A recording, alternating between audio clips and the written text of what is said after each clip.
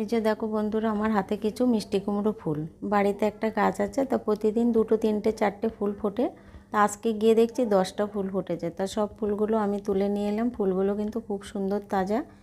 আর এই ফুলটা একদিনের পরে আর থাকলে কিন্তু নষ্ট হয়ে যায়। তা আমি পরিষ্কার করে ধুয়ে নিলাম। একটু অনেক বেলায় রান্না করতে এসেছি, এখন বেশ ফুলগুলো একটু আমড়ে এসেছে। তা আমি পরিষ্কার করে ধুয়ে বোটাটা ফেলে, ভিতরে একটা শীষ থাকে সেগুলো ফেলে দিয়ে একটা ফুলের ভিতরে আর একটা ফুল ভরে দিয়ে 10টা জায়গায় আমি 5টা করে নিলাম। আমার মা এইভাবে ফুলের বড়া বানাতো, আমিও কিন্তু সেইভাবে বানাই। আবার মাঝে মাঝে অনেক ফুল হলে তখন কিন্তু ভালো করে মেখে নিয়ে বেসন দিয়েও বড়া করি। কিন্তু আজকে অল্প ফুল, আমরা 5 জন মানুষ আছি, 5টা ফুলের বড়া বানিয়েছি 10টা ফুলের থেকে। এবার আমি কিছু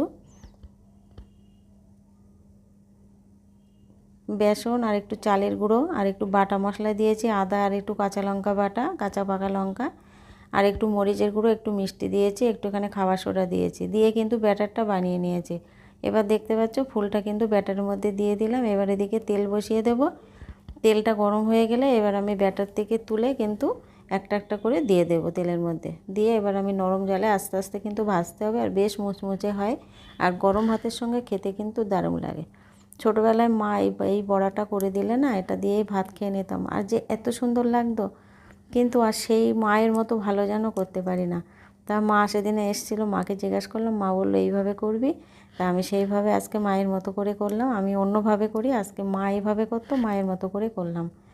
তা কেমন হয়েছে বন্ধুরা কমেন্টে জানাবে। ভালো লাগলে লাইক কমেন্ট শেয়ার করে দেবে। আবার পরের ভিডিওতে দেখা হবে। ভিডিওটা দেখার জন্য অনেক ধন্যবাদ। শুভ সন্ধ্যা, সবাই ভালো থেকো। নমস্কার।